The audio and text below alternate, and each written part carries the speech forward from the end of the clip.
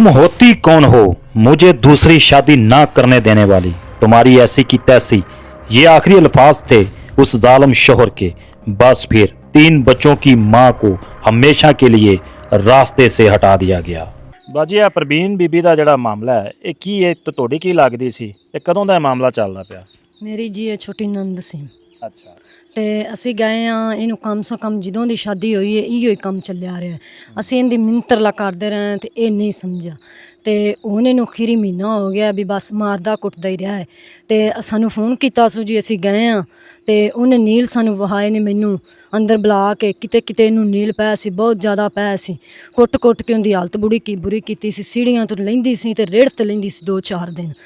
ਤੇ ਅਸੀਂ ਆਖਿਆ ਜਾਣਾ ਬਹੁਤ ਅਸੀਂ ਤਰਲਾ ਕੀਤਾ ਬਹੁਤ ਮਿਹਨਤ ਕੀਤੀ ਹੈ ਤੇ ਉਹਦੇ ਪਿਓ ਨੇ ਵੀ ਕਿਹਾ ਜੀ ਅਗਾਂਹ ਨਹੀਂ ਹੁੰਦੀ ਜੋ ਵੀ ਹੁੰਦਾ ਅੱਜ ਇਹਨੂੰ ਛੱਡੀ ਜਾਵੋ ਅਗਾਂਹ ਨਹੀਂ ਹੁੰਦਾ ਸ਼ਾਮ ਦੀ ਸੋਤੇ ਦੀ ਜਾਨ ਸਾਨੂੰ ਉਹਨਾਂ ਦੇ ਘਰ ਮਿਲੀ ਹੈ ਬਹੁਤ ਸਾਨੂੰ ਤਕਲੀਫ ਆਈ ਅਸੀਂ ਬੜੀ ਉਹਨਾਂ ਦੀ ਮਿਹਨਤ ਕੀਤੀ ਵੀ ਸਾਨੂੰ ਲਿਜਾਣ ਵੀ ਦੇਵੋ ਤੇ ਉਹਨਾਂ ਇਹ ਜੀ ਕੀਤਾ ਵੀ ਨਹੀਂ ਜਿਵੇਂ ਅੱਗੇ ਹੋਈ ਹੈ ਉਵੇਂ ਜਿਹੜਾ ਨਾ ਨਹੀਂ ਹੁੰਦੀ ਅੱਜ ਤੋਂ ਬਾਅਦ ਅੱਗੋਂ ਸਵੇਰ 9 ਵਜੇ ਤੋਂ ਸਾਨੂੰ ਫੋਨ ਆਉਣੇ ਸ਼ੁਰੂ ਹੋ ਗਏ ਨੇ ਜੀ ਉਹ ਕੁੜੀ ਵਿੱਚ ਰੋਂਦੀ ਕਰਲਾਉਂਦੀ ਪਈ ਉਹਨੂੰ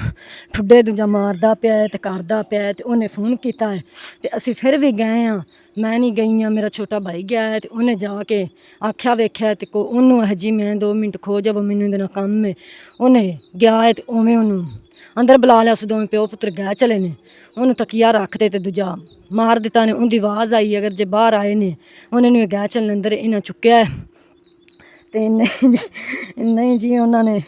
ਕੋਈ ਵੀ ਕੰਮ ਸੂਤਰ ਆਇਆ ਜੇ ਅਸੀਂ ਗਏ ਸਾਡੇ ਜਾਂਦਿਆਂ ਨੂੰ ਮਰੀ ਪਈ ਮੀਡੀਆ ਤੇ ਗਾਲ ਕੀਤੀ ਤੇ ਜਿਹੜਾ ਨਾ ਸਾਥੋਂ ਫਿਰ ਉਹਨੇ ਨੂੰ ਪੁਲਿਸ ਆ ਗਈ ਉਹਨੂੰ ਫੜ ਫੁੜ ਕੇ ਤੇ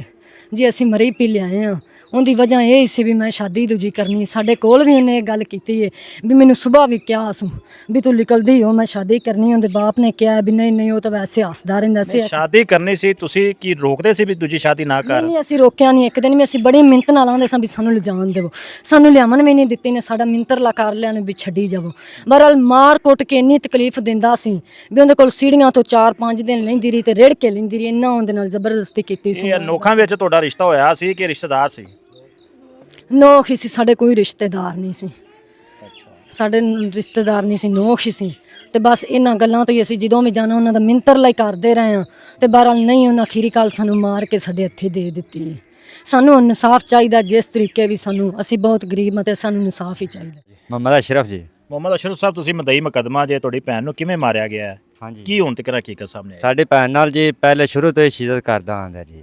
ਇਹ ਜੋ ਵਿੱਚ ਤਕਰੀਬਨ 10 ਤੋਂ 12 ਸਾਲ ਹੋ ਗਏ ਨੇ ਜਾਂ 13 ਸਾਲ ਹੋ ਗਏ ਨੇ ਉਹਦਾ ਸ਼ਿਦਤ ਕਰਦਾ ਆਂਦਾ ਕਿ ਮੈਂ ਜੀ ਸ਼ਾਦੀ ਕਰਾਉਣਾ ਚਾਹਨਾ ਮਕਸਦ ਦੂਸਰੀ ਸ਼ਾਦੀ ਕਰਾਉਣਾ ਚਾਹੁੰਦਾ। ਠੀਕ ਹੈ ਹਾਂਜੀ ਕੱਲ ਅਸੀਂ ਮੌਕੇ ਤੇ ਗਏ ਹਾਂ 2 ਮੇਰੇ ਨਾਲ ਹੋਰ ਨੇ ਤੀਸਰਾ ਮੈਂ ਹਾਂ ਇੱਕ ਕਮਰੇ 'ਚ ਬੈਠੇ ਸਨ ਦੇ ਦੂਸਰੇ ਇਹ ਅਸੀਂ ਗਏ ਹਾਂ ਪਹਿਲੇ ਗਿਆ ਇੱਕ ਦਿਨ ਭਾਜਾ ਉਹ ਸੁਲ੍ਹਾਂ ਸਫਾਈ ਕਰਕੇ ਛੱਡ ਆਇਆ ਮੇਰੇ ਮਸ਼ੀਰਾ ਨੂੰ ਦੂਸਰੇ ਦਿਨ ਫਿਰ ਮੈਂ ਗਿਆ ਮੌਕੇ ਤੇ ਇਹਨਾਂ ਫੋਨ ਕੀਤਾ ਜੀ ਵੀ ਸਾਡਾ ਝਗੜਾ ਹੁੰਦਾ ਪਿਆ ਤੇ ਕੁੜੀ ਨੇ ਫੋਨ ਕੀਤਾ ਵਿੱਚ ਝਗੜਾ ਹੁੰਦਾ ਪਿਆ ਸਾਡਾ ਮੈਨੂੰ ਆ ਕੇ ਲੈ ਜਾਓ। ਅਸੀਂ ਮਜ਼ੀਦ ਗਏ ਹਾਂ ਸਾਡੇ ਜਾਂਦਿਆਂ ਨੂੰ ਇਹਨਾਂ ਦਾ ਝਗੜਾ ਫਿਰ ਚੱਲਦਾ ਪਿਆ ਅਸੀਂ ਗਏ ਹਾਂ ਜਾ ਕੇ ਮਿੰਤਰਲਾ ਕੀਤਾ ਵੀ ਯਾਰ ਤੁਸੀਂ ਕਿਉਂ ਇੰਝ ਕਰਦੇ ਪਏ ਜੇ ਉਹਨਾਂ ਕਿਹਾ ਜੀ ਚੱਲ ਤੁਸੀਂ ਇੱਥੇ ਬਹੋ 1 ਮਿੰਟ ਅਸੀਂ ਸਾਨੂੰ ਕੰਮ ਹੈ ਅਸੀਂ ਉਹ ਕਰ ਲਈਏ। ਇਹ ਦੂਸਰੇ ਕਮਰੇ 'ਚ ਚਲੇ ਗਏ ਨੇ ਇਹਨਾਂ ਜੀ ਇੱਕ ਨੇ ਬਾਹੀਂ ਪੜ ਲਈਆਂ ਨੇ ਇੱਕ ਨੇ ਤਕੀਆ ਰੱਖ ਲਿਆ ਤਕਰੀਬਨ ਰੌਲਾ ਪਿਆ 2 ਮਿੰਟਾਂ ਬਾਅਦ ਅਸੀਂ ਗਏ ਉਸ ਕਮਰੇ 'ਚ ਦਰਵਾਜ਼ਾ ਖੋਲ੍ਹਿਆ ਇੱਕ ਨੇ ਬਾਹੀਂ ਫੜੀਆਂ ਨੇ ਇੱਕ ਨੇ ਤਕੀਆ ਰੱਖਿਆ ਉਹ ਜਨਾਬ ਆਪਦਾ ਅਸੀਂ ਕੁੜੀ ਬੇਹੋਸ਼ ਹੋਈ ਪਈ ਤੇ ਅਸੀਂ ਚੁੱਕ ਲਿਆ ਉਹਨੂੰ 2 ਮੇਰੇ ਨਾਲ ਸਨ ਤੇ 1 ਮੈਂ ਸਨ ਅਸੀਂ ਹਸਪੀਟਲ ਲੈ ਗਏ ਕਸੂਰ ਉਹਨਾਂ ਕਹੇ ਇਹਨੂੰ 2 ਘੰਟੇ ਹੋ ਗਏ ਨੇ ਜੀ ਡੈਥ ਹੋਈ ਹੈ ਤਕਰੀਬਨ ਘੰਟਾ ਅੱਧਾ ਪੌਣਾ ਘੰਟਾ ਹੋ ਗਿਆ ਡੈਥ ਹੋ ਗਈ। ਆਹ ਮਾਮਲਾ ਬਣਿਆ ਅਸੀਂ ਕੁੜੀ ਨੂੰ ਵਾਪਸ ਲੈ ਆਏ ਹਾਂ ਤੇ ਉਵੇਂ ਫਿਰ ਅਸੀਂ 1-5 ਤੇ ਕਾਲ ਕੀਤੀ ਪੁਲਿਸ ਆਈ ਹੈ ਜੋ ਮਾਮਲਾ ਹੋਇਆ ਹੁਣ ਕਿੰਨੇ ਬਾਜੀ ਦੇ ਬੱਚੇ ਕਿੰਨੇ ਸੀ? 3 ਬੱਚੇ ਸਨ। ਇਹ ਜਦੋਂ ਦੀ ਸ਼ਾਦੀ ਹੋਈ ਉਦੋਂ ਦਾ ਕੋਈ ਜਨਾਬ ਉਹਦਾ ਜਨਾਬ ਇਹ ਮਾਮਲਾ ਚੱਲ ਰਿਹਾ ਜੀ ਮੈਂ ਸ਼ਾਦੀ ਦੂਸਰੀ ਕਰਾਉਣੀ ਹੈ। ਅੱਛਾ ਦੂਜੀ ਸ਼ਾਦੀ ਕਰਾਉਣ ਪਰੋਂ ਹਾਂਜੀ ਇਹ ਪਹਿਲੀ ਮਾਰਨੀ ਜ਼ਰੂਰੀ ਸੀ ਉਂਝ ਹੀ ਉਹਨੂੰ ਕਹਿੰਦੇ ਵੀ ਕਰ ਲੈ ਤੂੰ। ਹਾਂਜੀ ਦੂਜੀ ਸ਼ਾਦੀ ਕਰਾਉਣ ਪਰੋਂ ਇਹ ਸ਼ਿੱਦਤ ਕਰ ਰਿਹਾ ਜੀ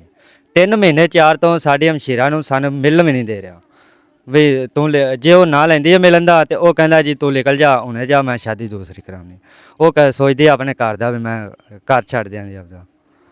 ਮੁਕੱਦਮਾ ਤੁਹਾਡਾ ਦਰਜ ਹੋ ਗਿਆ ਪੁਲਿਸ ਨੇ ਹੁਣ ਤੱਕ ਕੀ ਤਾਮਨ ਕੀਤਾ ਤੁਹਾਡਾ? ਪੁਲਿਸ ਨੇ ਜੀ ਬਹੁਤ ਤਾਮਨ ਕੀਤਾ ਸਾਡੀ FIR ਹੋ ਗਈ ਹੈ ਤੇ ਠੀਕ ਹੈ ਮਾਸ਼ਾਅੱਲਾ। ਮੁਲਜ਼ਮ ਫੜਿਆ ਗਿਆ? ਹਾਂਜੀ ਮੁਲਜ਼ਮ 2 ਫੜੀਚੇ ਨੇ ਜੀ ਇੱਕ ਉਹਦਾ ਵਾਲਦ ਵੀ ਉਹਦਾ ਸਹੁਰਾ ਵੀ ਤੇ ਉਹਦਾ ਖਾਮਦ ਵੀ 2 ਫੜੀਚੇ ਨੇ। ਮੇਨ ਮੁਲਜ਼ਮ ਯਾਨੀ ਕਿ ਪਕੜੇ ਗਏ ਨੇ? ਹਾਂਜੀ ਪਕੜੇ ਗਏ ਨੇ। ਆਪਦੀ ਸਾਡੀ ਪੀਰ ਹੈ ਜੀ ਜੋ ਸਾਡੇ ਇਹਨੇ ਕਿਉਂ ਇੰਨੀ ਸ਼ਿੱਦਤ ਨਾਲ ਮਾਰਿਆ ਗਿਆ ਜੀ ਸਾਨੂੰ ਇਨਸਾਫ ਚਾਹੀਦਾ ਜੀ। ये वो घर है जहाँ पर मकतूला परवीन बीबी को नाहक कत्ल किया गया और अब उसके जो वर्स हैं गमज़दा हालत में मौजूद हैं। ये देख लें इनकी सूरत हाल। इनका सिर्फ एक ही मुतालबा है कि हमारी जो बेटी है वो तो अब नहीं रही, लेकिन उसके जो कातिल हैं वो भी नहीं रहने चाहिए। बार बार वज़ीर आला पंजाब मरीम नवाज़ से ये वर्सा जो हैं इंसाफ की अपील कर रहे हैं।